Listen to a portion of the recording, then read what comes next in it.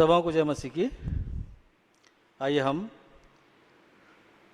प्रार्थना करने से पहले परमेश्वर के वचन की ओर ध्यान करेंगे। इसके लिए हम परमेश्वर से सहायता मांगे। आइए हम प्रार्थना करें।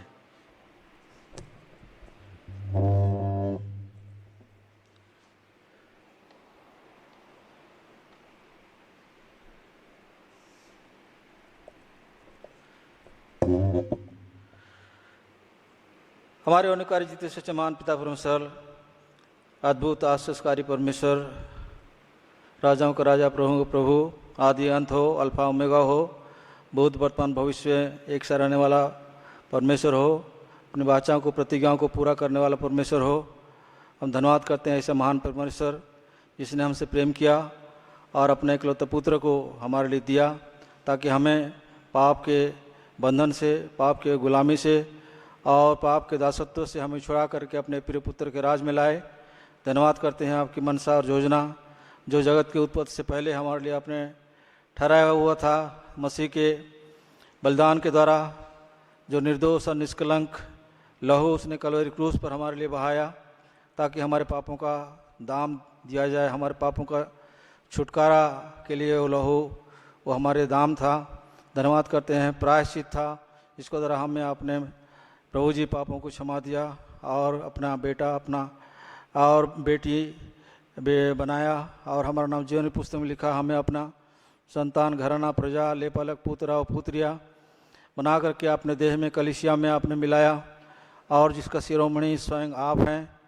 अपने सिरत्व से हमें प्रभु जी आप हमें अपने प्रभुत्व के नीचे हमें बनाए रखते हो, और आपकी अगुवाई और सहायता और प्रभु जी रक्षा बचाव में हमें दिन रात प्रभु जी आप हमें संभाले रखते हो, जैसे मुर्गी अपने बच्चों को संभालती है। धन्यवाद करते हैं ऐसा विश्वासजनक परमेश्वर हो, कभी नहीं छोड़ते, कभी नहीं त्यागते, हर घड़ी, हर समय, हर परिस्थिति में आप हमारे संग रहते हो। धन्यवाद करते हैं अति निकट से मिलने वाला शरण स्थान, दृढ़ चट्टान हमारा गढ़ है, इसलिए हम धन्यवाद करते हैं। इसलिए हम नाश नहीं हुए, क्योंकि आपकी दया हम पर प्रतिभोर नहीं होती जाती। हम धन्यवाद करते हैं। इस प्रभात के लिए भी धन्यवाद करते हैं। और एक दिन आपने हमारे जीवन में जोड़ा प्रभु। सारे जगत में, सारे विश्व में जबकि चारों ओर मृत्यु प्रभु जी दिखने को, सुनने को मिलता है, परंतु धन्यवाद करते हैं अपने बच्चों को प्रभु जी संभाले रखे हैं प्रभु जी, और उनको अपने घेरे में रखे हैं। हम धन्यवाद करते हैं आज इस समय खास करके जबकि हम प्रार्थना की सेवा के लिए प्रभु जी आए हैं, और प्रभु जी आपसे हम वचन की, आत्मा की अगुवाई चाहते हैं। आप वचन के द्वारा प्रेरणा दीजिए प्रभु जी, ताकि आत्मा के द्वारा उभारे जा कर के हम प्रभु जी आत्मा के द्वारा से आपको सम्मुख प्रभु जी प्रार्थना के हृदय से भर करके बोझ के साथ आपके चरण में प्रभु जी आ सकें, और हमारी प्रार्थना आपको बहुत ही प्रभु जी सुखदायक सुगंध के समान ग्रहणनीय हो, और हमारी प्रार्थना का सुन करके प्रभु जी उत्तर दो, और प्रभु जी हमें आपके आगमन के लिए हमें तैयार करो। इसमें आपके उपस्थित रहते हैं प्रभु जी, गीत गाने में, वचन देखने में, ध्यान करने में, और प्रभु जी रिकॉर्डिंग करने में भी प्रभु जी आप हमें सहायता मत कीजिए, अपने उपस्थित दीजिए। और प्रभु वातावरण में मसीह का लहू छिड़कते हैं, अंधकार शक्ति को मसीह नाव से बांधते हुए सारे समय आपके प्रभुत्व श्रेणी में के नीचे आते हुए प्रार्थना धन्यवाद हमारे एकमात्र उद्धारकर्ता प्रभु मसीह के जीवित और बहुमूल्य नाम कर दर्शन ग्रहण करें। आमीन।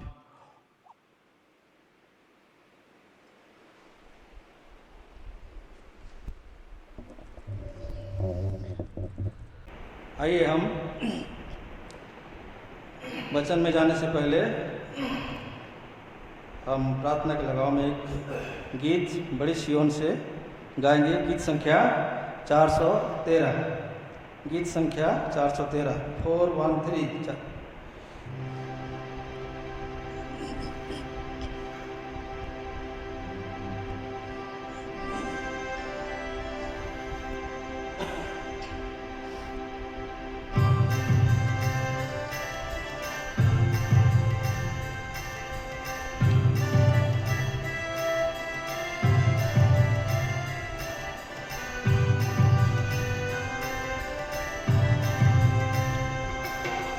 ईश्वर तेरे सन्मुख आते, नम्र हो के पुकारते हम, नम्र हो के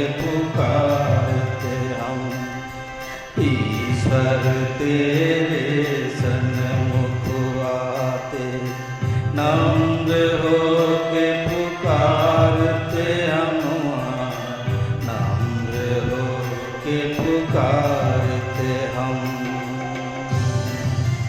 अपराधी जो तेरी प्रजा हम, अपराधों को हमारे मिटा। अपराधी जो तेरी प्रजा हम, अपराधों को हमारे मिटा। अनुग्रहकारी यीशु प्रभु तू, दया दिखा कर हमको बचा। अनुग्रहकारी यीशु प्रभु तू, दया दिखा कर हमको बचा। ईश्वर तेरे सन्मुख आते, नम्र हो के पुकारते हम नम्र हो के पुकारते हम। कई बार हमने गलती की थी, भूल गए सब तेरी भलाई। कई बार हमने गलती की थी, भूल गए सब तेरी भलाई। धोखे में आकर हम गिर गए, यीशु प्रभु जयवंत बना। धोखे में आकर हम गिर गए, यीशु प्रभु जयवंत बना। ईश्वर तेरे सन्मुख आते, नम्र हो के पुकारते हम नम्र हो के पुकारते हम। रीति नीति में हम फंस गए और संसार की बातें सुनी। रीति नीति में हम फंस गए और संसार की बातें सुनी। तेरे नियम को हम सब भूले, तेरे वचन से दृढ़ बना। तेरे नियम को हम सब भूले, तेरे वचन से दृढ़ बना। ईश्वर तेरे सन्मुख आते, नम्र हो के पुकारते हम नम्र हो के पुकारते हम। निस्वार्थ तेरे दास जो जग में और विश्वास में जो जीते हैं। निस्वार्थ तेरे दास जो जग में और विश्वास में जो जीते हैं। विश्वास में ही चलने के लिए सनातन प्रेम से तू भर दे। विश्वास में ही चलने के लिए सनातन प्रेम से तू भर दे। ईश्वर तेरे सन्मुख आते, नम्र हो के पुकारते हम नम्र हो के पुकारते हम। संगति में हमको बनाए रखकर धीरज धरना हमको सिखा। संगति में हमको बनाए रखकर धीरज धरना हमको सिखा। महिमा से भरपूर प्यारे यीशु जी प्रचार करना हमको सिखा। महिमा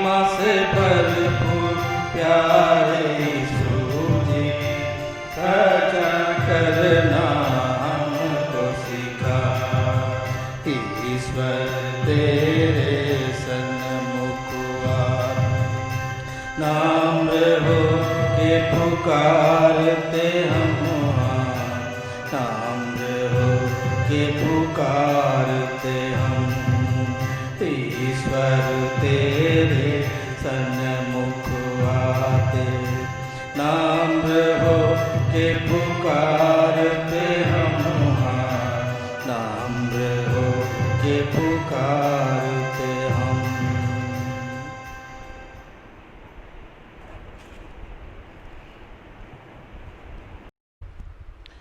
आइए हम प्रार्थना में जाने से पहले परमेश्वर के वचन की ओर ध्यान करेंगे। दूसरे राजा का पुस्तक 2 अध्याय उसका 9 और 10 वचन और 19 से 22 वचन तक हम पढ़ेंगे। दूसरे राजा का पुस्तक 2 अध्याय उसका 9 और 10 वचन और 19 से 22 वचन तक हम पढ़ेंगे। मैं पढ़ता हूँ। उनके पार पहुँचने पर एलिया ने एलिसा से कहा, इससे पहले कि मैं तेरे पास से उठा लिया जाऊं, जो कुछ तू चाहे कि मैं तेरे लिए करूं वह मांग। एलिसा ने कहा, तुझमें जो आत्मा है उसका दुना भाग मुझे मिल जाए। एलिया ने कहा, तूने कठिन बात मांगी है, तो भी यदि तू मुझे उठा लिए जाने के बाद देखने पाए तो तेरे लिए ऐसा ही होगा, नहीं तो ना होगा। उसके बाद इधर 19 से 22 तक पढ़ेंगे। उस नगर के निवासियों ने एलिसा से कहा, देख ये नगर मनभावना स्थान पर बसा है, जैसा मेरा प्रभु देखता है, परंतु पानी बुरा है और भूमि गर्भ गिराने वाली है। उसने कहा, एक नए प्याले में नमक डालकर मेरे पास ले आओ। वे उसे उसके पास ले आए। तब वह जल के सोते के पास निकल गया और उसमें नमक डालकर कहा, यहोवा यूँ कहता है, मैं यह पानी ठीक कर देता हूँ, जिससे वह फिर कभी मृत्यु या गर्भ गिरने का कारण ना होगा। एलिसा के इस वचन के अनुसार पानी ठीक हो गया और आज तक ऐसा ही है। आइए हम सहायता के लिए प्रभु से प्रार्थना करें।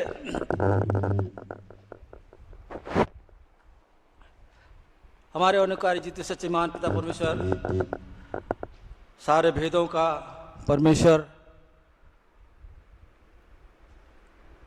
जो आपने हमारे लिए जगत के उत्पत्ति से पहले ठहराया हुआ था, प्रभु जी, प्रभु इस मसीह के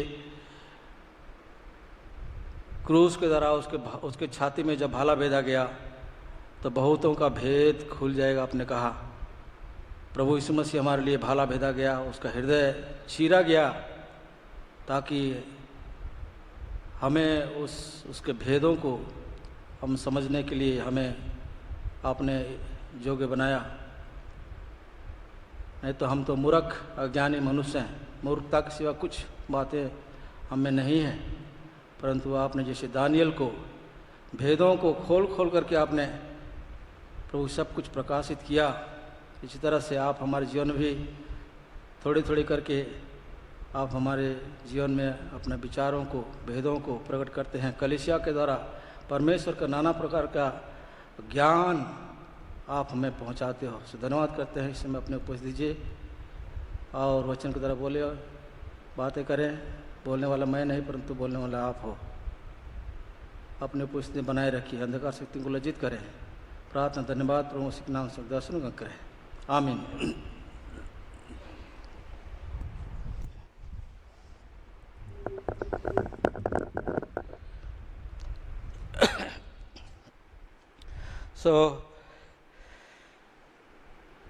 ये मेरा पारिवारिक भाग था। इसी में से परमेश्वर ने मुझको प्रार्थना के लिए अगुवाई दिया।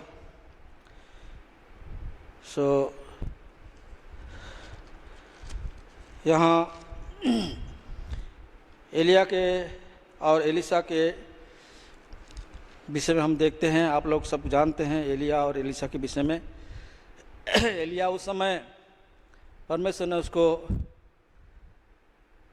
सामने लाया जबकि इस्राएल में बहुत ही अराजकता था और मूर्ति पूजकों का राज्य बन चुका था। सामाजिक नीति से, राजनीतिक नीति से लोग मूर्त के पीछे जा रहे थे। उस समय के बाल देवता और अशेर देवता के पीछे लोग जा रहे थे। ऐसे समय में परमेश्वर एलिया को भेजता है ताकि उस समय की परिस्थिति को परमेश्वर को हैंडल करे। एलिशा को भेजा अद्भुत रीति से, और सारे बातों को तो बताने का समय नहीं है, परंतु हम यहाँ कुछ बातों को देखते हैं। जबकि एलिया और एलिशा साथ साथ जा रहे हैं, एलिया ने एलिशा को अपना उत्तराधिकारी बनाया और उसको जिम्मेदारी सौंपा। जबकि ये एलिशा एक चरवाहा था, हल चलाने वाला और परिश्रम करने वाला। 12 जोड़ी बैल में वो खेती कर रहा था। उस समय उसको बुलावा हुआ और वो अपना सब कुछ छोड़ करके एलिया के पीछे हो लिया। और एलिया और यहाँ एलिशा दोनों जा रहे हैं। जब एलिया का समय हो गया, 2 अध्याय के 1 वचन में हम देखते हैं, जब यहोवा एलिया के बवंडर के द्वारा स्वर्ग में उठा लेने को था, तब एलिया ने एलिशा दोनों संग संग गिलगाल से चले। तो समय परमेश्वर ठहराया था एलिया के लिए कि उसका उठा लिए जाने का, बवंडर में उठा लिए जाने का समय हो गया। और उस समय एलिया एलिशा से कहता है कि मुझको परमेश्वर कहाँ भेजता है? बेतेल को भेजता है, तुम यहीं ठहरे रहा। पहला चीज़ गिलगाल से निकले। गिलगाल मतलब इस्राएलियों का सबसे पहला पड़ाव गिलगाल में पड़ा था। जब उन्होंने लाल समुंदर पार करके, मिस्र से छुटकारा पाकर लाल समुंदर पार करके, जर्दन पार करके निकले, और उस समय वहाँ से 12 पत्थर जर्दन से लेकर के गए और गिलगाल में उन्होंने डेरा डाला। और गिलगाल में परमेश्वर ने इस्राएलियों का नाम धराई को दूर किया। उसको कहते हैं रोल्ड अवे, लुढ़क गया। उनका पाप, उनके ऊपर से बोझ लुढ़क गया। और अब तक वो परमेश्वर का दिया हुआ मन्ना खाते थे, लेकिन अब वहाँ मन्ना बंद हो गया और वहाँ से उन्होंने कनान का भोजन खाने लगे। ये है गिलगाल। वैसे ही हमारे जीवन में भी, हम भी मिस्र में थे, वहाँ से निकले और परमेश्वर हमें गिलगाल में लाया और हमें कनान की भोजन में से हमको खिलाया। कनान अर्थात परमेश्वर की भरपूरी, प्रभु यीशु के भरपूरी में स्थान में लाया। दूसरा चीज़, आगे जब एलिया ने कहा तू यहाँ रुक जा, मुझको परमेश्वर कहता है कि बेतेल को जा, तो लेकिन एलिशा के अंदर में जो डिजायर था, जो अभिलाषा था, जो आत्मिक जोश था, उसको हम देखते हैं। कहते हैं कि मैं तुझको छोड़ करके नहीं जाने का। और इसके बाद दोनों साथ साथ चलते हैं बेतेल को। बेतेल क्या है? हाउस ऑफ गॉड, परमेश्वर का घर। तो परमेश्वर हमें उद्धार करके यूं नहीं छोड़ दिया, हमें परमेश्वर के घर में लाया, मंडली में लाया। आज बहुत से लोग उद्धार तो पाते हैं, लेकिन कि मंडली के दर्शन के बिना उनका जीवन में अधूरापन को देखते हैं। मंडली है जो माता के नाई हमें यहाँ पालन पोषण करता है। यहाँ परमेश्वर की उपस्थिति है। याकूब को बेतेल में परमेश्वर ने मुलाकात किया, भेंट किया और उसके साथ वाचा बांधा कि मैं फिर आऊँगा। तो इस तरह से वहाँ से निकले बेतेल से। फिर वो बेतेल में एलिया ने कहा तू ये ठहरे रहा, मुझको परमेश्वर कहता है कि एरिहो को जाओ। एरिहो मतलब संसार। एरिहो नगर को किस तरह से परमेश्वर ने इस्राएलियों के द्वारा से उनको गिराए जाने का कारण बना, और वहाँ से राहाब वेश्या का छुटकारा हुआ। अर्थात यरीहो जो संसार है उस पर हमें वो विजय का जीवन प्रभु देता है। तो हम भी जब संसार में पाए जाते हैं, परमेश्वर हमें क्या करता है, हमें अपने विजय को उस समय ले जाता है। संसार में होने पर भी हम संसार के नहीं, परमेश्वर हमें अपने विजय को उस समय ले चलता है। फिर वहाँ से वो एलिया कहता है कि मुझको परमेश्वर जर्दन को भेजता है। ये सब चीज़ इसी अध्याय में है, हम सब चीज़ नहीं रेफरेंस नहीं बता रहे हैं, लेकिन कहता है कि मुझको जर्दन को भेजता है, तू ये ठहरे रहा। तो वहाँ भी इसी तरह से कहता है कि तेरे जीवन की शपथ मैं तुझे नहीं छोड़ने का। जर्दन अर्थात प्रभु यीशु मसीह का दुखों में सहभागी होने का मर्म को जानूं, जैसे पौल कहता है। प्रभु यीशु मसीह का साथ उसके दुख में, उसके मृत्यु में, उसके गाड़े जाने में और जी उठने का अनुभव। तो ये एक एक स्टेज है जहाँ पर हमें एक एक कदम कदम पर परमेश्वर अगुवाई करता है। कदम कदम पर एक ही बार कोई जर्दन नहीं पहुँच जाता है, वो स्टेप बाय स्टेप आरंभ होता है। और उसके बाद आगे हम जब अभी पढ़े हैं, वहाँ पहुँचने पर हम क्या देखते हैं, वहाँ एलिया उसको कहता है कि इससे पहले कि मैं तेरे पास से, 9 वचन में, इससे पहले कि मैं तेरे पास से उठा लिया जाऊं, जो कुछ तू चाहे कि मैं तेरे लिए करूं वो मांग। सो देखिए एलिया के पीछे एलीशा किस तरह से वो चलता रहा। बार बार एलिया उसको मना करता रहा कि तुम यहीं रुक जाओ। लेकिन इसके अंदर जो एलीशा के अंदर जो लालसा था, डिजायर था कि जो कुछ भी हो जाए मैं एलिया को नहीं छोड़ूंगा, उसको साथ साथ चलूंगा। क्योंकि एलीशा को मालूम था इस बात का कि आज मेरा स्वामी, मेरा प्रभु मुझसे अलग हो जाएगा, और उसको छोड़ा नहीं और उसको साथ साथ चलता रहा। इसीलिए एलिया ने उसको आखिरी बार कहा कि तू मुझसे मांग, मैं जो तुझ मांगेगा मैं तुझे क्या करूँगा, दूंगा। सो यहाँ तो एलीशा ने कहा कि मुझको क्या दे, मुझको अपने आत्मा का दुगना भाग मुझको दे। सो परमेश्वर किसी को जबरदस्ती कोई भी सेवा या कोई भी बोझ या कोई जिम्मेदारी जबरदस्ती नहीं देता है, वो स्वतंत्र इच्छा शक्ति सबको दिया है।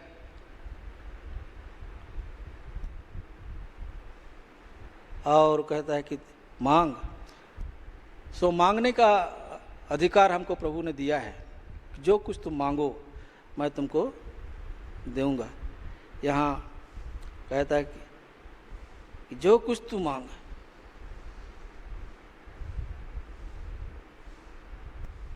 जो कुछ तू मांग। कुछ भी मांग सकता था एलीशा ने, लेकिन उसने क्या मांगा, जो तेरा आत्मा का दुगना भाग। ऐसा मांग बहुत ही कम सुनने को देखने को मिलता है कि हम कुछ मांगते हैं।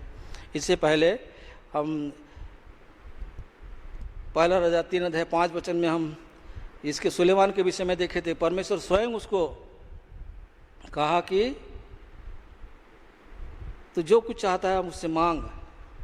और वहाँ सुलेमान ने क्या मांगा, मुझको बुद्धि और समझ दे, मैं बहुत ही बालक हूँ, छोटा हूँ, मुझके अपने प्रजा का न्याय करने के लिए मुझको समझ और बुद्धि। और परमेश्वर ने कहा कि तुम राज्य नहीं मांगा, अपने शत्रुओं का विजय नहीं मांगा, धन और चांदी और सोना और महिमा तूने नहीं मांगा, इसलिए मैं तुझे वो भी देता हूँ। और परमेश्वर ने सुलेमान को इतना बढ़ाया, सारे विश्व में उसका नाम और यश फैल गया और लोग उसे मिलने के लिए आए। शिवा की रानी 2000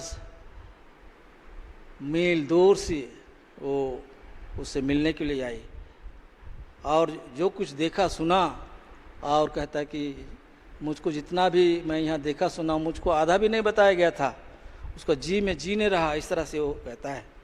सो परमेश्वर हमारे लिए सब कुछ खोल दिया है, स्वर्ग पृथ्वी सब कुछ खुला है, मांगो। लेकिन हम लोग अविश्वासी की दशा में, अरे क्या हमको दे सकता है, क्या परमेश्वर हमको खिला सकता है, क्या परमेश्वर हमको पालन पोषण कर सकता है, नाना प्रकार अविश्वास के कारण हम मांगते नहीं।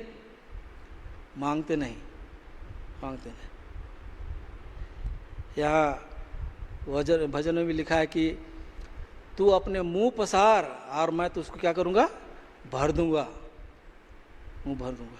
यहाँ देखिए एक वचन भजन संहिता 2:8 में कहता है कि तू मुझसे मांग। भजन संहिता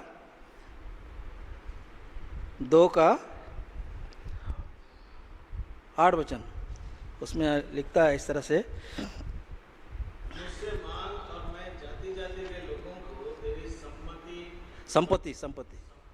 होने के लिए और दूर दूर के देशों के तेरे निज भूमि बनने के लिए दे दूंगा। हाँ, परमेश्वर कोई भी ऐसा लिमिट नहीं रखता है, सीमा नहीं रखता है कि तुमको इतने मांगना है। मुझसे मांग और मैं पृथ्वी भर के लोगों को तेरा संपत्ति होने के लिए, तेरा धन होने के लिए मैं तुझे दूंगा। लेकिन क्या हम मांगते हैं? आज हम मांगते नहीं। क्यों नहीं मांगते हैं? क्योंकि हमारा मांग कुछ अपने लिए स्वार्थ होता है, खाना पीना, रोटी कपड़ा, मकान घर, नौकरी चाकरी, शादी ब्याह, केवल अपने ज़रूरतों के सामानों को मांगते हैं। लेकिन कि परमेश्वर कहता है कि यिर्मयाह 33:3 में कहता है, पढ़ो, कि तू मुझसे प्रार्थना कर और मैं तुझे कठिन कठिन बातें बताऊंगा जो तू अभी नहीं समझता है। पढ़ दो यिर्मयाह। मुझसे प्रार्थना कर और मैं तेरी सुनकर तुझे बड़ी बड़ी और कठिन बातें बताऊंगा जिन्हें तू अभी नहीं समझता। हाँ, कठिन कठिन बातें। हम सस्ता सरल चीज़ों को मांगते हैं, वो तो बिन मांगे भी परमेश्वर हमें देता है, लेकिन कि हम मांगते नहीं। तुम मांगो और तुम पाओगे। मत्ती 7:7 नहीं पढ़ते हैं, मुझसे मांगो और मैं तुझे क्या करूँगा, दूंगा। और जब कभी भी तुम 2 या 3 मेरे नाम से इकट्ठा होकर के मुझसे मांगो, मैं तुम्हें क्या करूँगा, वो दूंगा। 18:19 पढ़ो। जब 2 जन कर 18:19, हाँ मत्ती।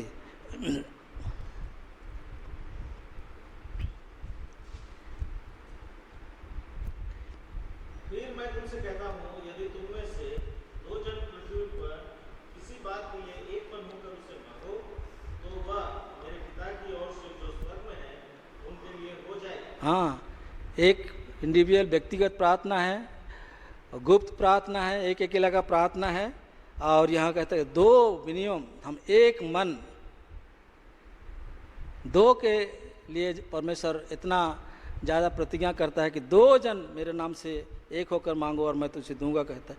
तो जब हम सबके सब मंडली में हम एक होकर मांगेंगे, एक होना, एक ही आत्मा के द्वारा हम एक होकर मांगते हैं तो परमेश्वर हमें देता है। और जो कुछ भी तुम मांगो, 21 का मत्ती सुसमाचार 21:22 वचन पढ़ते हैं, जो कुछ भी तुम मांगो, जो कुछ भी, और जो कुछ तुम प्रार्थना में विश्वास से मांगोगे वह सब तुमको मिलेगा। जो कुछ भी तुम विश्वास से मांगोगे वो सब कुछ मैं तुमको दूंगा। कुछ भी रेस्ट्रिक्शन नहीं है मांगने के लिए। पूरा खोल दिया है परमेश्वर हमने स्वर्ग का द्वार, मांगो। आज हम मांगते नहीं हैं, इसीलिए आज हम गरीब कंगाल हम पाए गए हैं। सो परमेश्वर के निकट हम आए, मांगें, और परमेश्वर देने के लिए वो तैयार है। और हम क्या मांगते हैं? परमेश्वर उत्तम चीज़ें देना चाहता है। हम अपने छोटे छोटे वस्तुओं को मांग लेते हैं, लेकिन कि परमेश्वर हमें क्या करता है? उत्तम से उत्तम चीज़ें, सब सर्वश्रेष्ठ चीज़ देने के लिए वो चाहता है। यहाँ पढ़ो लूका रचित सुसमाचार 11 अध्याय 13 वचन। लूका रचित सुसमाचार 11 का 13। अब जब तुम बुरे होकर अपने बच्चों को अच्छी वस्तुएं देना चाहते हो, तो स्वर्गीय पिता अपने मांगने वालों को पवित्र आत्मा क्यों ना देगा? पवित्र आत्मा ये सबसे उत्तम चीज़ है।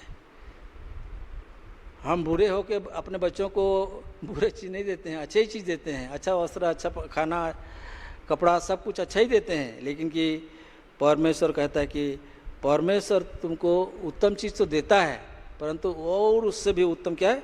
पवित्र आत्मा। पवित्र आत्मा। सो पवित्र आत्मा आज हमें चाहिए। हम इतने में खुश हो जाते हैं कि उधार पाएं, और जिस दिन सुसमाचार सुना उस दिन पवित्र आत्मा का छाप लगा करके हम खुश होते हैं, अरे पवित्र आत्मा मेरे अंदर है। इतने में खुश मत हो। पवित्र आत्मा वो क्या है? वो विशाल है, वो फुलनेस है, परमेश्वर का भरपूरी है। वो भरपूरी में हमको आना है। एक गिलास में हम पानी देखते हैं, एक गिलास में अभी भी थोड़ा सा पानी कम है, भरा नहीं है, उसको हम बोलेंगे 90% भरा है करके, है 10% बाकी है। तो हमारे जीवन में भी पवित्र आत्मा हमको परमेश्वर दिया। इसका ये मतलब है कि 100% हम पवित्र आत्मा हमारे अंदर में भरा हुआ है। परमेश्वर उन लोगों को पवित्र आत्मा देता है, प्रेरितों का काम 5 अध्याय में पढ़ते हैं, कि जो उसकी आज्ञाएं मानते हैं। पढ़ दो उसको अगर मिलता है तो। देखो तो हम नोट नहीं किए, 5 अध्याय में है शायद।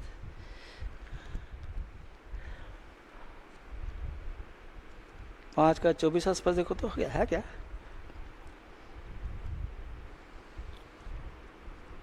हाँ 32 में पढ़ो, 5 का 32 प्रेरितों काम। हम इन बातों के गवाह हैं, और वैसे ही पवित्र आत्मा भी जिसे परमेश्वर ने उन्हें दिया है, जो उसकी आज्ञा मानते हैं। हाँ, पवित्र आत्मा किसको दिया है? जो परमेश्वर का आज्ञा मानते हैं।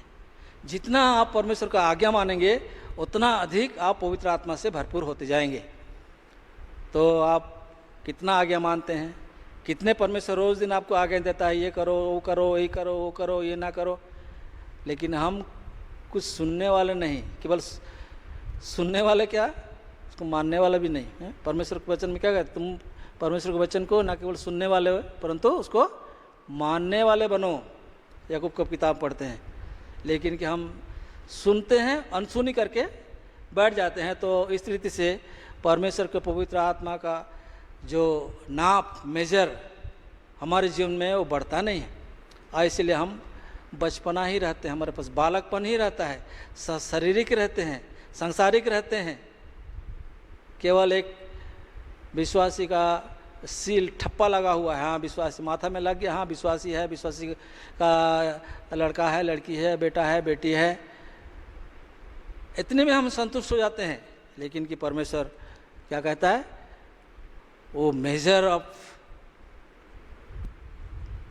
होली स्पिरिट, पवित्र आत्मा का नाप, विश्वास का नाप, इसमें हमको क्या करना है? परमेश्वर के ज्ञान का नाप, उसमें हमको बढ़ते जाना है, भरपूरी में आना है, फुलनेस, भरपूरी में। हम इतने में संतुष्ट हो जाते हैं, लेकिन इतना काफ़ी नहीं। इसलिए बहुत से वचन हैं, लेकिन सारे वचनों को हम ध्यान नहीं करेंगे। तो परमेश्वर के हम कैसा मांगो कहता है। मांगने के विषय हमने देखा। बहुत से आप यौना रसी याकूब में, ये सब में आप पाएंगे बहुत से रेफरेंस आप जानते हैं और हम समझ नहीं लेते हैं। परंतु कैसे हम मांगते हैं, मांगने का कैसा होना चाहिए? मांगते हैं एक अभ्यास के तरीके से हम प्रार्थना करते हैं, कर भी लेते हैं। और ऐसे तो बहुत कोई प्रार्थना भी नहीं करते हैं, प्रार्थना का जीवन नहीं बिताते। प्रार्थना हमारा जीवन का श्वास है। श्वास के बिना एक विश्वासी क्या है, वो मरा हुआ दशा में है, एक्टिव नहीं है। हम विश्वासी हो सकते हैं क्या, लेकिन हम एक्टिव विश्वासी हैं?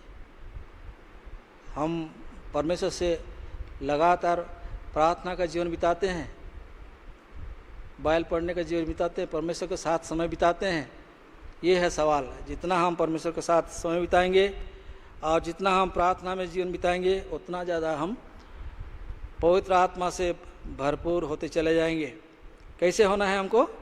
उसकी आज्ञा को पूरे हृदय से मानना है, पूरे हृदय से मांगना है।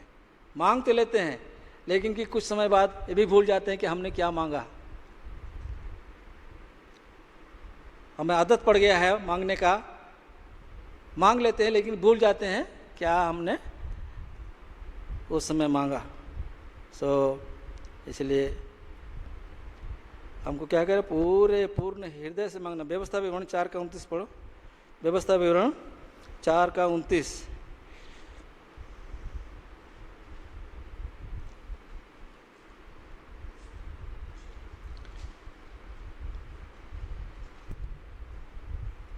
परंतु वहाँ भी यदि तुम अपने परमेश्वर यहोवा को ढूंढोगे तो वह तुमको मिल जाएगा। शर्त यह है कि तुम अपने पूरे मन से और अपने सारे प्राण से उसे ढूंढो। हाँ, सारे मन से सारे प्राण से उसको ढूंढना है, उससे मांगना है। ऐसे बहुत सारे वचन हैं, हम उस सब चीज़ डिटेल नहीं लेते हैं, लेकिन हमको मांगना है तो संपूर्ण हृदय से, हृदय के गहराई से, बोझ के साथ, टूटे मन से। ये है हमारी प्रार्थना। इस तरह से यहाँ हम देखते हैं, हमको मांगना है, परमेश्वर सहायता के लिए मांगना है और वो हमें सब कुछ देने के लिए वो तैयार है। हम यहाँ आइए, दूसरा राजा 2:9 में हमने पढ़े हैं क्या, एलिशा ने कहा, तुझमें जो आत्मा है उसका दुना भाग मुझे मिल जाए। दुना भाग किसको मिलता है? ऐसे फिजिकली हम देखें तो खेतीबाड़ी के मामले में जब हम खेतों का बंटवारा करते हैं तो जो पहलौठा होता है ना, बड़ा लड़का होता है ना परिवार का, उसको क्या मिलता है? उसको दुगना भाग मिलता है। अभी भी होता है हमारा गांव में। हम जब खेतीबाड़ी का बंटवारा करते हैं, जो परिवार का सबसे बड़ा लड़का होगा ना, उसके नाम से 2 भाग उसको मिलता है, 2 भाग मिलता है। ये बाइबल में भी है, यहाँ देखो ना, आपको मिलेगा व्यवस्था विवरण 21:17 में। व्यवस्था विवरण 21:17 में, व्यवस्था विवरण 21:17। वह यह जानकर कि अप्रिया का बेटा मेरे पौरुष का पहला फल है और जेठे का अधिकार उसी का है, उसी को अपनी सारी संपत्ति में से 2 भाग देकर जेठांशी मानना है ना। जेठा भाग, उसको बस जेठा भाग बोलते हैं, हम लोग तरफ भी बोलते हैं। अभी भी हम लोग ऐसे नाप जोक करते हैं, देते हैं, भाग करते हैं, भाग बंटवारा हो जाता है तो बड़ा भाई को हम लोग इसे देते हैं। यहाँ दुना भाग मतलब एलिशा का आत्मा का दुना भाग, मतलब जो कुछ भी रेस्पॉन्सिबिलिटी, जो भी जिम्मेदारी एलिया को था, उसका दुगना जिम्मेदारी। ये जिम्मेदारी का सवाल है। जिम्मेदारी उठाना कोई मामूली चीज़ नहीं है। ये बाप का जिम्मेदारी होता है, मंडली का एल्डर का जिम्मेदारी होता है, मंडली का एल्डरों का जिम्मेदारी होता है, सेवकों का जिम्मेदारी होता है, शिक्षकों का जिम्मेदारी होता है। वो भी विश्वास योग्यता से, परमेश्वर के भय से जिम्मेदारियों को उठाना, पूरा करना कोई साधारण चीज़ नहीं है। एलिशा ने उस जिम्मेदारी को उसने मांगा, जो कुछ तेरा है उसका मुझको दुगना भाग मुझको मिले, और उसको मिला भी। एलिया का जीवन और एलिशा के जीवन में बहुत फर्क देखते हैं। उसका जीवन चरित्र में एलिया एक आग के समान था, फायरमैन था। वो कभी भी कंप्रोमाइज नहीं करता। वो प्रचार बहुत कम किया, लेकिन जहाँ भी गया क्या किया, केवल वार्निंग दिया, चेतावनी दिया, डरा नहीं किसी से, घबराया नहीं। डर आया, वो भी, उसको भी एक बार डर आया।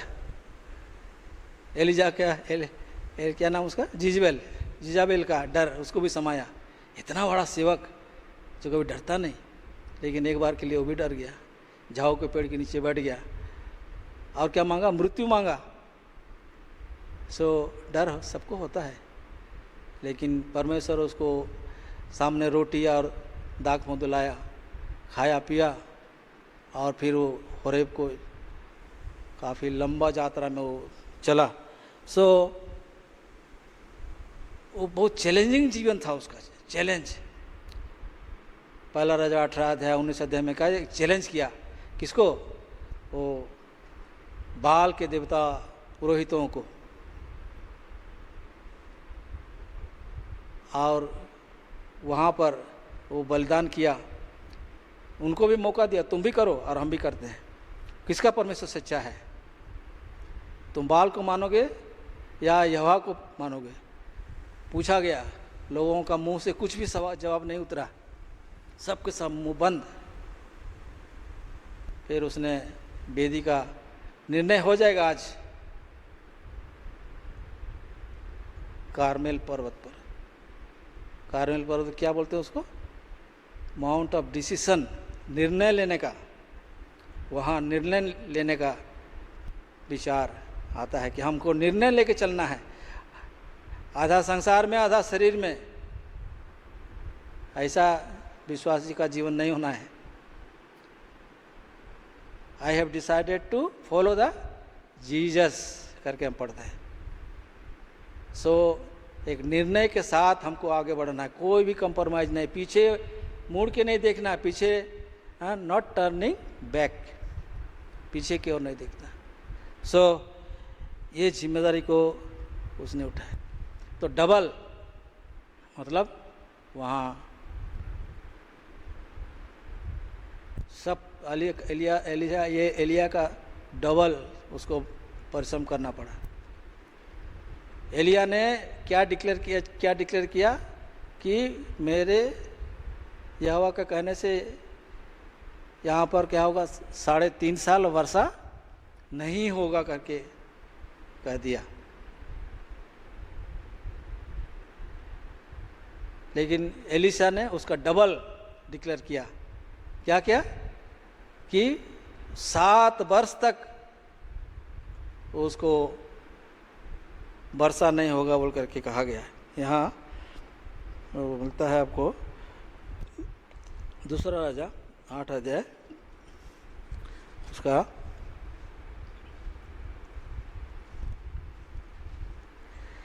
17 वचन में देखो।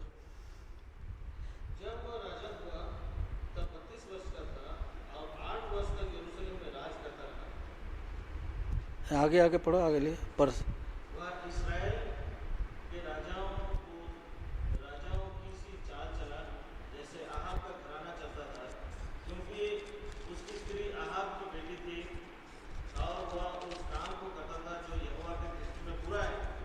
तो भी यहोवा ने यहूदा को नष्ट करना ना चाहा। नहीं 7 वर्ष तक वैसे लिखा शायद कहीं 8 का दूसरा राजा पढ़ा तो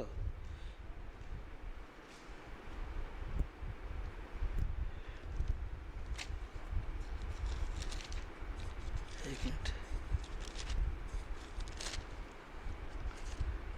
कहीं है तो 7 वर्ष मतलब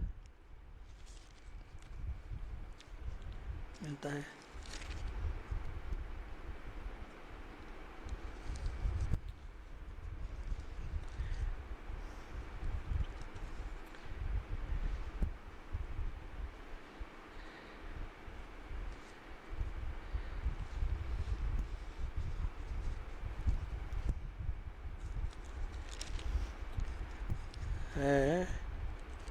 मार्क किए थे कहीं पर, अंडरलाइन।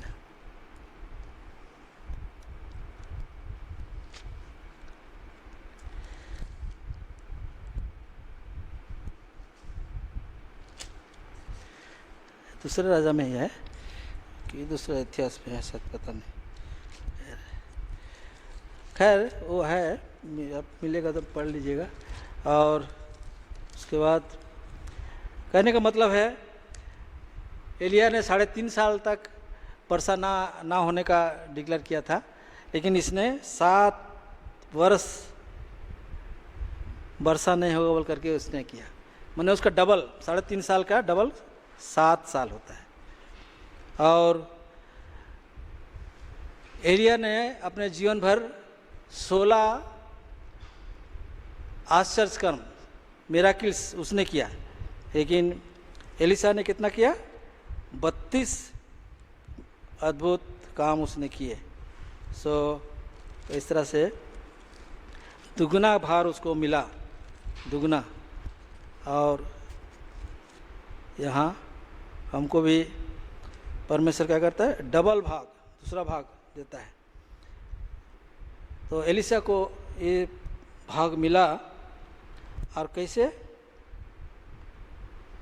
कहता है 10 वचन में, दूसरा राजा 2:10 में, एलिया ने कहा, तूने कठिन बात मांगी है, तभी यदि तू मुझे उठा लिए जाने के बाद देख नहीं पाए तो तेरे लिए ऐसा ही होगा। कठिन बात, कठिन। सो कठिन बात, कठिनाई का जीवन हमें उत्तम आशीष का भागीदार करता है। सस्ता जीवन, सरल जीवन, आसान जीवन, लग्जरियस जीवन के द्वारा हम परमेश्वर के आशीषों को नहीं प्राप्त करते हैं। कठिन जीवन चाहिए। और यहाँ कठिन बातों को हम देखते हैं। यहाँ देखिए, पहला राजा 10 अध्याय 1 वचन में, पहला राजा 10 अध्याय 1 वचन, वहाँ पर शीबा की रानी सुलेमान का वैभव देखने के लिए वो आती है। और वो सरल क्वेश्चन नहीं पूछता है। क्या लिखा है 1 वचन में? कठिन कठिन बातें प्रश्न करता है। पढ़ो 10 का 1। जब शीबा की रानी ने यहोवा के नाम के विषय सुलेमान की कीर्ति सुनी, तब वह कठिन कठिन प्रश्नों से उसकी परीक्षा करने को चल पड़ी। हाँ, कठिन कठिन प्रश्न। हमें कठिन जीवन बिताते हैं, परिश्रम करते हैं, मेहनती जीवन करते हैं, बिताते हैं। आराम को हम अपना आराम में समय नहीं गवाते हैं। हमें कठिन जीवन, और कठिन जीवन वालों को परमेश्वर क्या करता है? वो आशीष देता है। और सारे कठिन प्रश्नों का उत्तर सुलेमान ने शीबा को दिया, और वो पूरा पूरा संतुष्ट हुआ, तृप्त हुआ। और उसके साथ सुलेमान ने उसको गिफ्ट भी दिया और वापस चला गया। तो ये कठिन जीवन है, कठिन।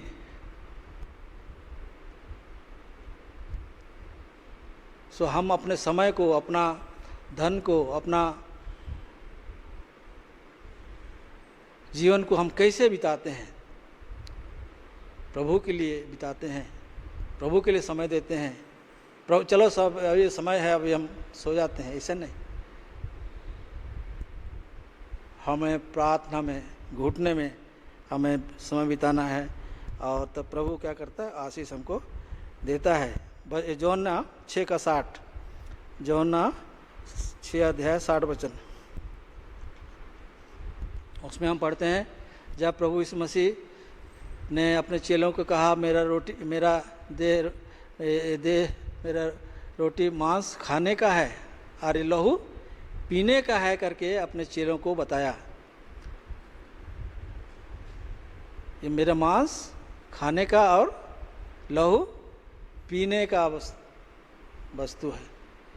तो चेलों ने क्या कहा, अरे इसका मांस कैसे खा सकते हैं, इसका लहू हम कैसे पी सकते हैं, ये तो बड़ा कठिन बात है। 6:60 पढ़ो। फिलिप्पुस ने उसको उत्तर दिया, 200 दिनार की रोटी भी उसके लिए पूरी ना होगी कि मैं उनमें से हर एक को थोड़ी थोड़ी अच्छा, मिल जाए। और ये रोटी का विषय आ गया है। 60 क्या पढ़ा तुम? 60।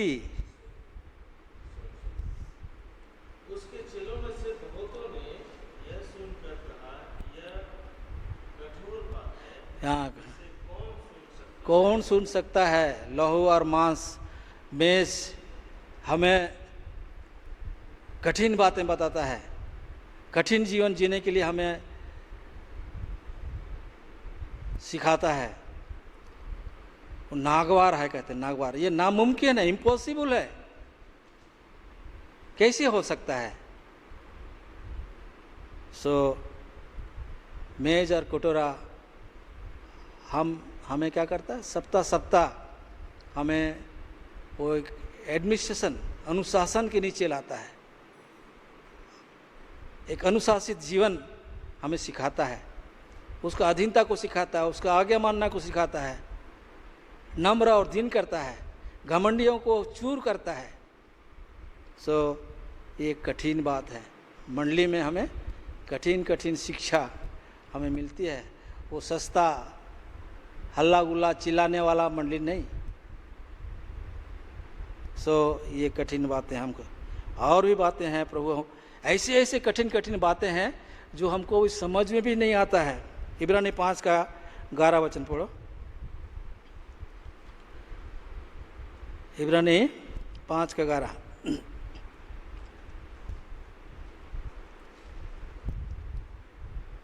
इसके विषय में हमें बहुत सी बातें कहनी हैं जिनका समझाना भी कठिन है, इसलिए समझाना लिखा है ना। अच्छा, समझाना हाँ ठीक है, कठिन है। सो बाइबल में ऐसे वचन लिखा, हाँ ऐसे बातें लिखा है कि समझना भी और समझाना भी कठिन है। क्यों? क्योंकि उनके कान क्या हो गए हैं, ऊंचा सुनने वाले माने वो वचन का उतना इम्पोर्टेंस नहीं देते हैं। जिसका कान हो क्या करता है, सुन ले कहता है। बाइबल क्या कहता है, जिसका कान हो सुन ले। लेकिन हम सुनना नहीं चाहते हैं, समझना नहीं चाहते हैं, कठिन बातों को स्वीकार करना नहीं चाहते हैं, ऊपर जीवन हमारा हो जाता है। सो और एक वचन दूसरा पत्रस 3:16 पढ़ो। दूसरा पत्रस 3:16।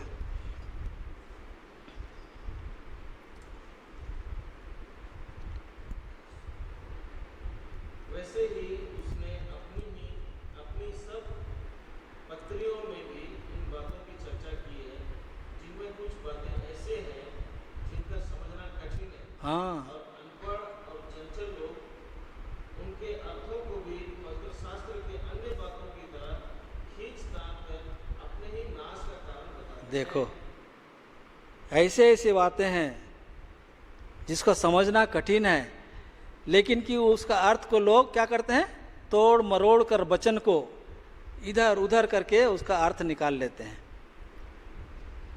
वचन का अर्थ ऐसे नहीं निकालना है, पवित्र आत्मा की अगुवाई से हमको निकालना है। सो ऐसे कठिन बात है जो हमको समझना, लेकिन कि हमको समझना है, परमेश्वर समझाता है। प्रभु ने कहा मैं तुझको क्या करूँगा, कठिन बातें बताऊंगा जो तुम्हें अभी नहीं समझता है। बचपना में हम लोग बहुत सी बातें मंडली में आते थे तो कुछ समझ नहीं आता था, क्या बोल रहे हैं भाई लोग, लेकिन कि समझने के लिए काफ़ी वर्ष लग गए, काफ़ी साल लग गए, 40 साल 50 साल, सारा उम्र भी बीत जाता है, हमें बाइबल के कई बातों को समझ में नहीं आता है। लेकिन ऐसे ही भूख और प्यास के साथ हम सीखते हैं तो प्रभु हमें सिखाता है। और क्या करता है वो? डबल आशीष, दुगना आशीष, दुगना आत्मा प्रभु हमें देता है, जो इन बातों को पाने के लिए वो लगे रहते हैं, परिश्रम करते हैं, उनके लिए डबल आशीष है। 1 तिमोथी 5:17,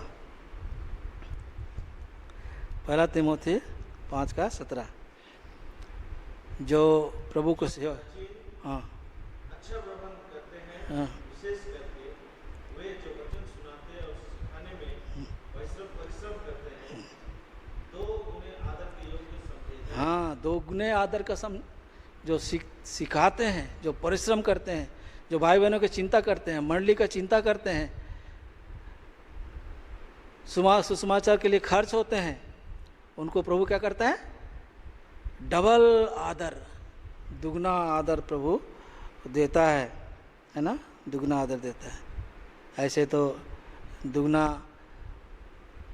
के विषय में, डबल हार्ट भी के विषय में, 2 चित्ते वाले, 2 मन वाले, 2 जीव वाले लोग भी पाए जाते हैं। लेकिन कि प्रभु हमें दुगना आशीष हमें देता है। यहाँ हमने देखा कि प्रभु किस तरह से एलिया को डबल आशीष दिए, सो हमारे लिए भी कब? जबकि उसको हम पूरे दिल से उसको फॉलो करते हैं। गिलगाल से लेकर कर जर्दन तक जब आया, तब उसने कहा कि तुम मांग, और उसने मांगा, डबल मांगा, और उसको मिला भी। वो चादर, क्या कंडीशन बताया? क्या? जब तो तुम मुझको ऊपर उठा लिए जाते हुए, यहाँ 12 में पढ़ते हैं, और कहा कि जब तुम मुझको ऊपर उठा लिए जाते हुए देखेगा, तब तेरे लिए ये हो जाएगा। और एलिशा ने वो देखा भी। क्या देखा उसने? यहाँ 12 वचन पढ़ते हैं, और एलिशा देखता और पुकारता रहा, हाय मेरे पिता, हाय मेरे पिता, हाय इस्राएल के रथ और सवारों। उसने आंखों से एलिया को उठा लिए जाते हुए देखा, और उसका चादर गिरा। चादर गिरने का मतलब है उसको वो मिल गया, दुगना आशीष मिल गया। और उसके बाद वो अपना चादर फाड़ा। अपना चादर फाड़ने का मतलब कि एलिया का बिछड़ जाने का दुख उसको है। अपना चादर फाड़ने का अर्थ क्या है? शोकित होना। लेकिन को उसको अधिकार मिला एलिया का चादर, और उसी चादर से लौटा, जर्दन को मारा, वो जर्दन क्या हो गया? 2 भाग हो गए। पहला आश्चर्य कर्म उसके जीवन में मिला। और आगे हम पढ़ते हैं, आगे इसमें आ जाइए, हम 19 से 22 में हम पढ़े थे। क्या है? यहाँ पर एक मनोहाना स्थान है, और 19 वचन में, उस नगर के निवासियों ने एलिशा से कहा, देख ये नगर मनभावन स्थान है, पर बसा है जैसा मेरा प्रभु देखता है, परंतु पानी बुरा है और भूमि गर्भ गिराने वाला है। पहला चीज़ है, नगर मन भावना है। नगर माने सिटी इज प्लेजेंट। नगर भावना क्या है? एक कलिसिया, मंडली। आज बहुत सारे ऐसा बिल्डिंग्स, चर्चेस हैं जो बड़े बड़े ऊंचे इमारत और दिखने में बहुत ही आकर्षणीय। बम्बई जाओ, बेंगलोर जाओ, और रोमन कंट्रीज सब में जाओ, ऐसे मंदिर, गोवा जाओ, ऐसे प्रभु का चर्च है कि बहुत ही आकर्षणीय। लेकिन उसमें क्या नहीं है?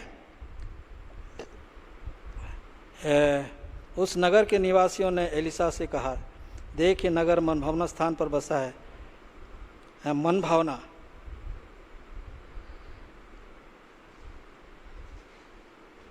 लेकिन यहाँ क्या है?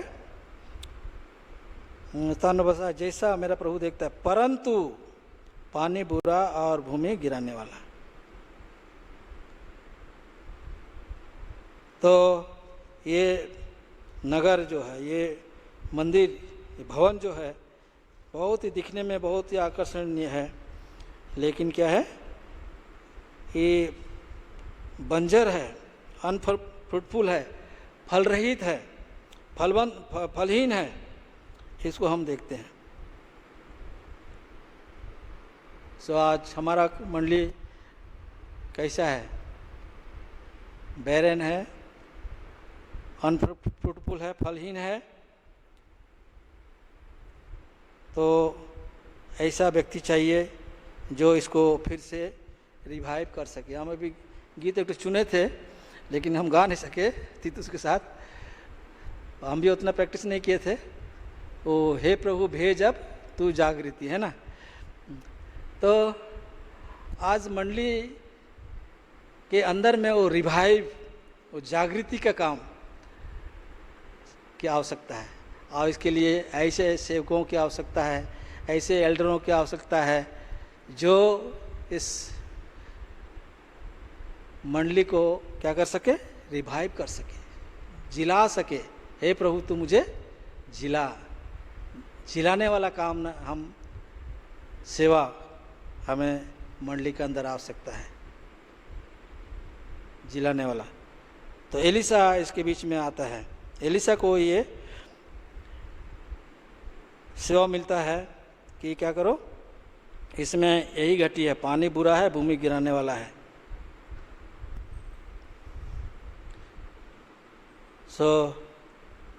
पहला चीज है, क्या है इसका, पानी को ठीक करना है। गर्भ गिराने मतलब मृत्यु को लाता है। हमारा सेवा में जीवन ला रहा है या मृत्यु ला रहा है, जीवन उत्पन्न कर रहा है। तो ऐसे जीवन की आवश्यकता है। इससे पहले भी हम निर्गमन के पुस्तक 15 अध्याय में हम देखे थे, क्या वहाँ का पानी क्या था, खारा, है ना, खारा था, पी नहीं सकते थे। तो मूसा ने कहा वो एक डाली लाओ, और वो डाली को क्या किया, उसमें डाला, और पानी क्या हो गया, मीठा हो गया। इस तरह से वो क्रूस को बताता है। क्रूस का जीवन हमारे जीवन में क्या लाता है, वो मिठास को लाता है, मिठास को लाता है, जिसको लोग क्या कर सकते हैं, पी सकते हैं। वो पानी क्या कर सकता है, वो जीवन दे सकता है। सो ऐसा क्रूस के द्वारा हमारा जीवन, क्रूस के द्वारा यदि चढ़ाया गया है तो अवश्य ही जीवन को क्या करेगा, उत्पन्न करेगा। हमारे लिए मृत्यु, परंतु तुम्हारे लिए क्या है, जीवन को उत्पन्न करेगा। सो मृत्यु हमारे लिए, हम मृत्यु को स्वीकार करें, तब जीवन का नदियाँ बह निकलेगी। ये चीज हमें चाहिए। और ये जीवन का जल हम एस्केल 47 अध्याय में देखते हैं। वहाँ क्या है, वो डेड सी, मृत सागर, मृत सागर को कैसा परमेश्वर वो जीवन के लिए वो करता है। बहुत अच्छा। वो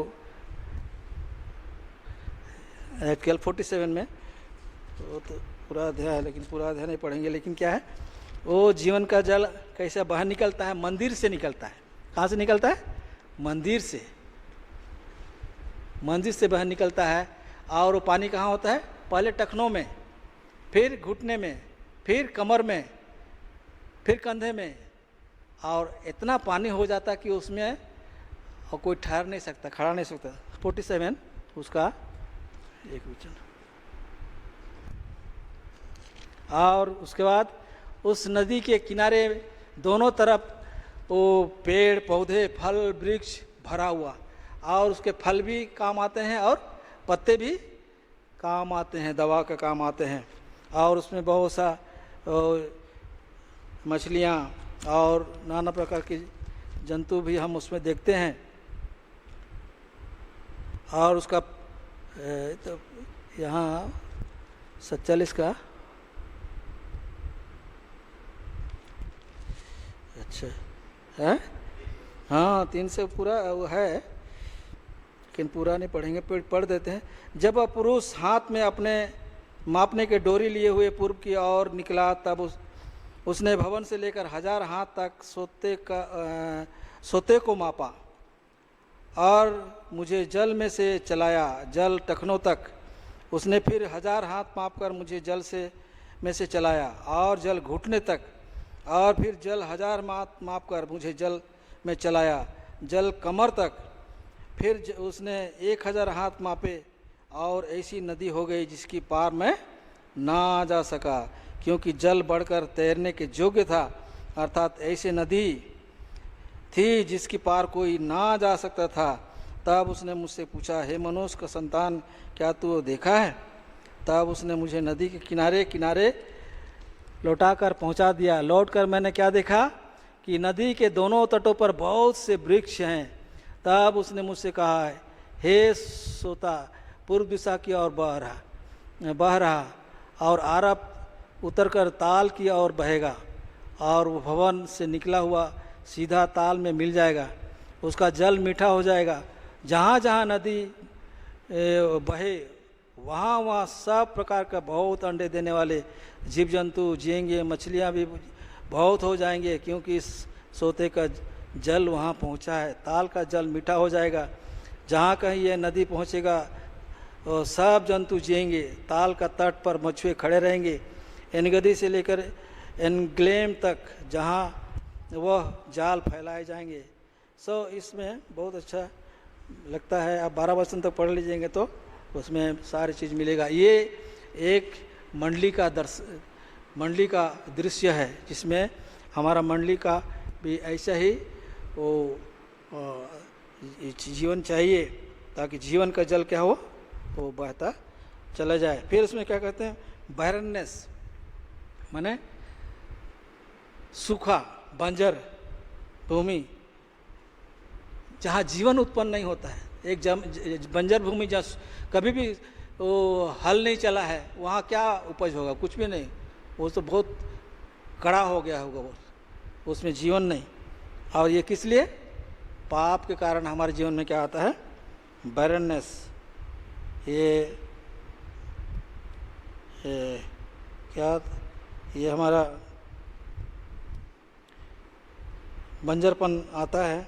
ये सब हम देखते हैं। फिर क्रूस, तो ये हाँ एलिसा ने कहा कि एक क्रूस में क्या लाओ? क्रूस अर्थात एक प्याला। उसको सुराही भी लिखा है, हिंदी में कई जगह सुराही लिखा है, कई जगह प्याला लिखा है। सुराही में क्या लाओ?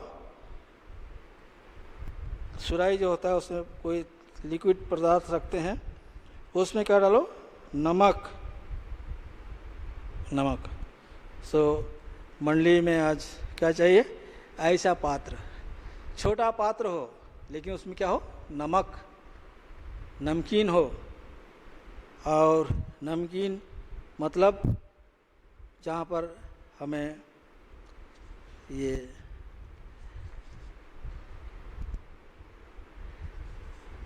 जो नमक का काम, जो सड़ाहट से बचाना, चाहे स्वाद बढ़ाना के काम, इस तरह का जीवन पुराने नियम में परमेश्वर ने को जब भेंट चढ़ाते थे, वो नमकीन मिला करके वो कहते हैं कि बाचा बांधते थे। नमकीन मिला के बाचा बांधते थे। ये सब चीज़ है, उतना दूर हम नहीं जाएंगे। लेकिन नमक क्या करता है? हमारा स्वाद को बढ़ाता है, और वो हमारा विश्वास जो जीवन को बताता है, जो और किसी चीज़ को प्रिजर्व करता है, संभाले रखता है, सड़ने नहीं देता है, नुकसान होने नहीं देता है, और वो हमारा मित्रता को बनाए रखता है प्रभु के साथ। ये चीज़ को हम यहाँ देखते हैं। तो सारे चीज़ें हैं और उतना रेफरेंस नहीं जाते हैं, परंतु आज हमें ऐसा एलिसा, ऐसा एलिया हमें मंडली में आवश्यकता है, जो हमें एक जिलाने वाला सेवा के द्वारा मंडली में फिर से वो पानी, जो जल मंडली से क्या हो, बह निकले, दम निकले। और यहाँ हम पढ़ते हैं, यहोवा यूँ कहता है 12 वचन में, देखिए 21 वचन में, तब वह जल के सोते के पास निकल गया और उसमें नमक डालकर कहा, यहोवा यूँ कहता है, मैं यह पानी ठीक कर देता हूँ, जिससे वह फिर कभी मृत्यु या गर्भ गिराने का कारण ना होगा। एलिशा के इस वचन के अनुसार पानी ठीक हो गया और आज तक ऐसे है। ऐसा सेवा हमें क्या हो सकता है, ये हमारी जिम्मेदारी है, सबका जिम्मेदारी है, एक का नहीं, ताकि हमारे मंडली के द्वारा जीवन का जल बह निकले। और जैसा 47 एजकेल 47 में हमने पढ़ा था, वैसे ही चारों ओर फल फ्रूट से भर जाए और हरियाली बना जाए और लोग चंगाई पाएँ सुसमाचार के द्वारा। ये अभी इस समय महामारी का समय है। हमें हैंड टू माउथ हो गए हैं, अभी बंद गए हैं ऐसा, लेकिन क्यों ऐसे ही रहेगा तो क्या हम ऐसे ही बैठे रहें? कुछ ना कुछ हमें प्रार्थना करना है कि प्रभु हमारे लिए हमारे समय और हमारा सेवा को ऐसा ही बर्बाद होने ना दे। केवल वचन की सेवा के दौरान से नहीं, परंतु हम एक दूसरे के साथ मिलते, एक दूसरे के साथ सहभागिता रखते, एक दूसरे की चिंता करते, आत्मिक रीति से हम बढ़ते जाएं। प्रभु ये वचन से हमें बातें करे और बोझ दे कि हम जब समय परिस्थिति खराब होता है तो परमेश्वर अपने लोगों को भेजता है। एलिया को भेजा, एलिशा को भेजा और उनके द्वारा बड़ी बेदारी का काम हुआ, रिवाइवल का काम हुआ। आज भी ऐसा रिवाइवल और ऐसा बेदारी के लिए क्या चाहिए? प्रार्थना चाहिए। प्रार्थना के बिना एक विश्वासी का जीवन इनफेक्टिव है, प्रभाव रहित है। इसलिए हमें अधिक से अधिक समय प्रार्थना में समय बिताना है। जो चीज़ हम आमने सामने रहकर नहीं कर पा रहे हैं, उनको प्रार्थना के द्वारा से हमारा सारे समस्या का हल समाधान कर सकते हैं। बीमार हैं, रोगी हैं, दुखी हैं और कोई बच्चन का भूख है, उनकी आवश्यकता प्रार्थना के द्वारा हम पूरा कर सकते हैं। परमेश्वर ने ये मौका दिया है। महामारी का परिस्थिति लाने के पीछे भी एक उद्देश्य है कि लोग मृत्यु के सज्जा में वो परमेश्वर को स्मरण करें। जब दुख आता है तो लोग सबको स्मरण करते हैं। जब अच्छा दिन रहेगा कोई परमेश्वर को याद नहीं करता है, लेकिन दुख के समय, कठिन समय लोग परमेश्वर को याद करते हैं। और यही सुवर्ण सुजोग है, गोल्डन अपॉर्चुनिटी है कि हम उन तक हम परमेश्वर का जीवित वचन और जीवन का वचन हम पहुंचा सकते हैं। कैसे पहुंचाएंगे? परमेश्वर हमें प्रार्थना के द्वारा से सहायता और अगुवाई करेगा। परमेश्वर के वचन पर आज से सुन ले। आइए हम प्रार्थना के लिए झुकें। बहुत सारी प्रार्थनाएं हैं, ये हमारी जिम्मेदारी है। ये कि हम मंडली इसलिए है कि प्रार्थना करें। मेरा घर प्रार्थना का घर कहलाएगा। आइए हम प्रार्थना करें।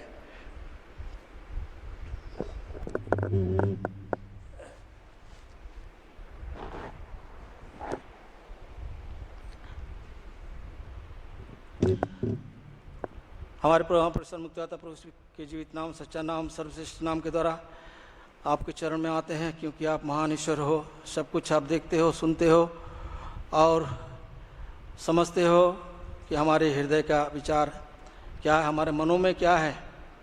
आप जानते हो। इस समय अपने वचन के द्वारा भी हमें प्रभु जी चिताया, जगाया कि हम कैसा लापरवाह और सुस्त हो गए हैं। प्रार्थना के बिना हमारा जीवन सूखा और बंजर और फलहीन हो चुका है, परंतु आप हमें सिखा रहे हो कि प्रार्थना के द्वारा से जहाँ पर सूखा है, बंजर है, वहाँ पर प्रभु जल का सोता फूट निकलेंगे और फल, वृक्ष में फल और उसके पत्तियाँ, औषध के काम आएंगे। और जीवन के द्वारा लोग जीवन के जल से तृप्त होंगे। आपके विचार हमारे जीवन में पूरा हो और हमें एलिशा के समान और एलिया के समान हमें बनाइए। समय प्रभु जी ऐसा भयानक है, एक तरफ महामारी, दूसरी ओर प्रभु जी संसारिकता और मूर्ति पूजक का प्रभु जी वो बाल और असेरा के समान बढ़ता जा रहा है। लोग पथभ्रष्ट हो रहे हैं। शिक्षित अशिक्षित विद्वान ज्ञानी को शत्रु उनकी आंखों को अंधा कर दिया है। प्रभु जी आप उनके लिए मार्ग खोले। हम एक एक को प्रार्थना का बोझ दीजिए। प्रार्थना के द्वारा प्रभु जी व्यक्तिगत प्रार्थना, पारिवारिक प्रार्थना और मंडली के प्रार्थना के द्वारा वो जीवन का जल वो मंदिर से निकले और चारों ओर फैल जाए और लोगों को जीवन दे सके। सो प्रार्थना करते हैं, दया कीजिए, अनुग्रह दिखाइए और हमें विश्वासयोग्यता से नमक अपने में रखो। नमक के बिना सब कुछ व्यर्थ है और नमकीन हमारे जीवन से प्रकट हो, ताकि सबके लिए दया, प्रेम और शांति का वचन हम दे सकें। सहायता मांगते हैं, प्रार्थना, धन्यवाद। और जो इस समय महामारी में जो पड़े हुए हैं, खास करके जो मृत्यु के सज्जा में हैं, बीमार की अवस्था में हैं, सारे विश्व में 213 देश में प्रभु जी ये महामारी फैला है। लोग प्रतिदिन हजारों मर रहे हैं। प्रभु जी इससे पहले कि उनको मृत्यु आए, उनको जीवन का सुसमाचार मिले और वो बच जाएं और उद्धार पाएं, और जो लापरवाह सुस्त हैं उनको भी आँख खोलने का कारण बन सके। और इस तरह से मंडली के हमारे प्रिय भाई बहनों को याद करते हैं जो हमारे राउरकेला में एक एक घर में पाए जाते हैं। सबका नाम ले लेकर के हम एक दूसरे के लिए प्रार्थना कर सकें। भले ही हम उनके पास जा नहीं सकते हैं, परंतु उनका नाम लेकर हम प्रार्थना कर सकते हैं। झारखंड में, उड़ीसा में, छत्तीसगढ़ में, बंगाल में, चारों दिशाओं में प्रभु जी, ऊना हो, अहमदाबाद हो और यवसमा हो और कालिम्पोंग हो, लखनऊ, कानपुर हो, नागपुर हो, जितने भी चारों ओर प्रभु जी आपके लोग प्रभु जी सेवा में किसी न किसी तरह सेवा कर रहे हैं, ऑनलाइन सेवा कर रहे हैं, उन सब के लिए भी दया अनुग्रह चाहते हैं। हम शांत न रहें, बैठे न रहें, परंतु अपने सेवा, अपना दायित्व, अपना जिम्मेदारी को हम प्रभु जी प्रार्थना के द्वारा पूरा कर सकें। सहायता मांगते हैं। और इस तरह से हमारे भाई निकोलस को भी पूरा चंगाई दीजिए, रीना को भी पूरा चंगाई दीजिए, और जो भाई बहन हैं हमारे भाई सुदास को भी पूरा चंगाई दीजिए। और जितने दास दासियाँ हैं बड़े बहुत से सेवा कर रहे हैं, उन सब के लिए दया अनुग्रह चाहते हैं। हमारे भाई विनोद, हमारे भाई प्रेमा, सबके लिए भी दया अनुग्रह चाहते। शरीर दुर्बल है, आत्मा में सामर्थ्य दे के सेवा करने में सहायता करें। लोगों परिवार और तितुस का परिवार और इस तरह से इसराइल परिवार जितने आसपास पाए जाते हैं, सबों को सुध लीजिए। प्रभु जी हमें फिर से वो दिन देखने दीजिए जिसमें हम प्रभु आनंद के साथ, आओ हम यहोवा के भवन में चलें कहते हुए बड़े आनंद के साथ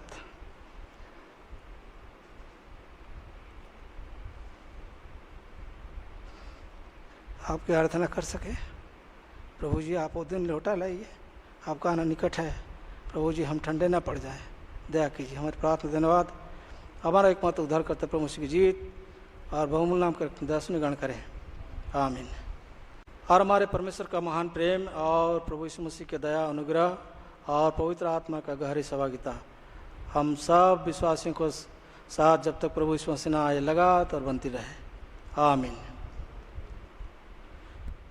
जय मसीह की।